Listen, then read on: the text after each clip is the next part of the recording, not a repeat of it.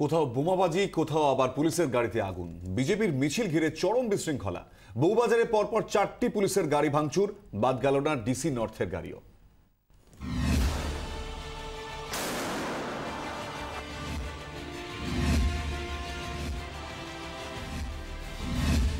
আন্দোলন শান্তিপূর্ণ রয়েছে, আপনারা দেখেছেন।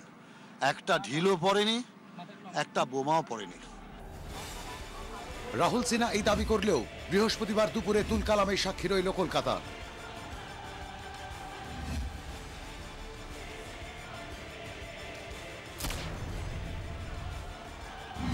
হাওড়া থেকে আসা মিছিল ব্রেবন রোডে আটকে দেয় পুলিশ। প্রথম ব্যারিকেড ভেঙে তখন সবে এগিয়েছেন বিজেপি কর্মীরা, সেখানেই হঠাৎই বোমার শব্দ। বিবি গাঙ্গুলি স্ট্রিটে পুলিশ মিছিল আটকায়। পিছু হটতে থাকা বিক্ষোভকারীদের সব রোষ আছড়ে পড়ে বউবাজারের পথের ধারে দাঁড়িয়ে থাকা একটি পুলিশের গাড়ির ওপর। বিক্ষোভকারীদের ছত্রভঙ্গ করা মাত্রই তারা এসে এখানে বউবাজারে পুলিশের যে গাড়ি রয়েছে সেই গাড়িতে আগুন লাগিয়ে দেয় এবং বেশ কিছু গাড়িও কিন্তু তারা ভাঙচুর করেছে। শুধু গাড়ি ভেঙেই থামেননি বিক্ষোভকারীরা, আগুন ধরিয়ে দেওয়া হয় একটি গাড়িতে।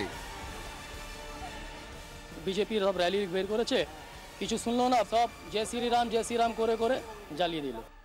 রাস্তায় দাঁড়িয়ে থাকা একের পর এক ওসির গাড়ি ভেঙে চুরমার করে দেওয়া হয়। রেহাই পায়নি ডিসি নর্থের গাড়িও। গাড়িতে ছিলাম না, সাইডে নেমে গেছিলাম, আর পিছনে আর একটা আমার গাড়ি আছে, ওটাতে আগুন ধরিয়ে দিয়েছে। এই রাস্তাতেই দাঁড়িয়েছিল স্বাস্থ্য দপ্তরের একটি গাড়ি, সেটিকেও ভাঙচুর করা হয়। বাটাম রয়েছে এইটা দিয়ে, এই রডটা দিয়ে মারা হয়েছে, ভাঙা হয়েছে। ঠিক এভাবে রাস্তায়, কালীবাড়ির সামনে রাস্তায় এই গাড়ির কাজ ভেঙে পড়ে রয়েছে। রেবন রোডে দাঁড়িয়ে থাকা একটি গাড়িও উল্টে দেওয়া হয়। রাজনৈতিক দলের বিক্ষোভ, মিছিল আর তা ঘিরে গাড়িতে আগুন, বোমাবাজি। বহুদিন পর এমন বিশৃঙ্খলার সাক্ষী রইল কলকাতা। ক্যামেরায় চঞ্চল চৌধুরী, সমীর বিশ্বাস, কমল জানার সঙ্গে শ্রেয়সী গাঙ্গুলি, প্রীতম দে ও মৌমিতা চক্রবর্তীর রিপোর্ট, 24 ঘন্টা।